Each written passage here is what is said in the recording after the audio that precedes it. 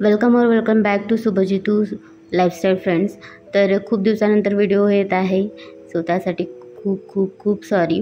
तर स्ट्रॉबेरीचा सीझन गेला I know, पण जर तुम्हाला मिळत असतील किंवा उन्हाळ्याच्या सुट्टीमध्ये जर तुम्ही जात असाल महाबळेश्वर किंवा अजून कुठेतरी, तर तिथून जर स्ट्रॉबेरी तुम्ही आणल्या तर या पद्धतीच्या जॅम नक्की बनवा। तुम्ही बघू शकता कन्सिस्टन्सी वगैरे किती छान आहे आणि खूप हेल्दी आहे। तर असं स्ट्रॉबेरी घेऊन घ्यायची, त्याचे छोटे छोटे काप करून घ्यायचे। बेसिकली जेवढे बारीक करता येईल तुमची इच्छा।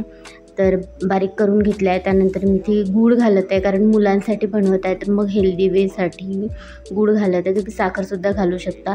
अगदी चिमूटभर काळं मीठ घालत आहे मी, आणि विनेगर घालत आहे 1 चमचा। तर विनेगरच्या ऐवजी तुम्ही लिंबाचा रस, अर्धा लिंबाचा रस पिळलात तरी चालेल। तर हे इथे 200 ग्राम मी घेतलेले होते स्ट्रॉबेरी, तर त्याचे मी जॅम बनवत आहे। आणि तुम्ही ऑफकोर्स मुलांना कोणत्याही याच्याबरोबर खायला देऊ शकता, पोळीबरोबर किंवा सँडविच करून देऊ शकता बटरऐवजी। हे जॅम घरचं हेल्दी तर खूप छान, मुलांना आवडेलसुद्धा।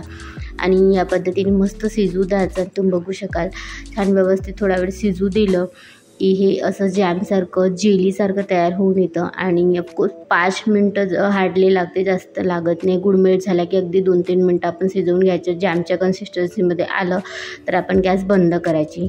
आणि तुम्ही बघू शकाल असं जर काही तुम्हाला गुठळ्या दिसल्या तर बेसिकली तो पांढरा भाग असतो ना वरच्या स्ट्रॉबेरीच्या, त्याचे असतात। तर तुम्ही पोटॅटो मॅशरने सुद्धा मॅश करून घेऊ शकता। तर गॅस बंद करायची आणि थंड होऊ द्यायचं। थंड झालं की ऑफकोर्स एअरटाईट कंटेनरमध्ये स्टोअर करून ठेवायचे फ्रीजमध्ये। अगदी 6-7 महिन्याला काहीच होत नाही दुसरं स्ट्रॉबेरी इथपर्यंत। तर चला मग या पद्धतीने मस्त जॅम आपण रेडी केलेला आहे। आता हे स्टोअर करून घेऊया आणि मुलांना हेल्दी जॅम आपण खाऊ घालूया।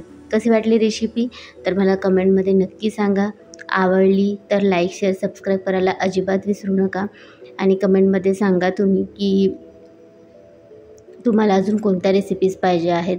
माझी मुलगी छोटी असल्यामुळे ना मग आता ती धावपळ करते इकडे तिकडे, तर त्यामुळे आहे ना थोडंसं व्हिडिओ शूट होऊ शकत नाही, म्हणून मग एवढं डिले होत चाललेलं आहे। सो आता हळूहळू मी ट्राय करेन लवकर व्हिडिओज करण्याचा।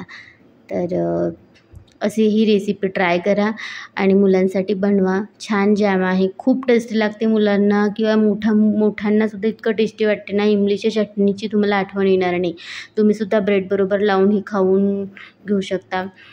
बटरमध्ये पाव शेकलं, पावच्या मध्यात घातलं तरी खूप टेस्टी लागेल। खट्टा मिठा असं तिखट असं मस्त जॅम आहे। अगदी जर तुम्ही मोठ्यांसाठी बनवत असाल तर थोडंसं तुम्ही तिखट घातलं ना तरी मस्त वाटेल, मग थोडंसं स्पायसीनेस येईल त्यामध्ये। तर चला, व्हिडिओ नक्की लाईक करा, शेअर करा, सबस्क्राईब करा आणि रेसिपी ट्राय करा।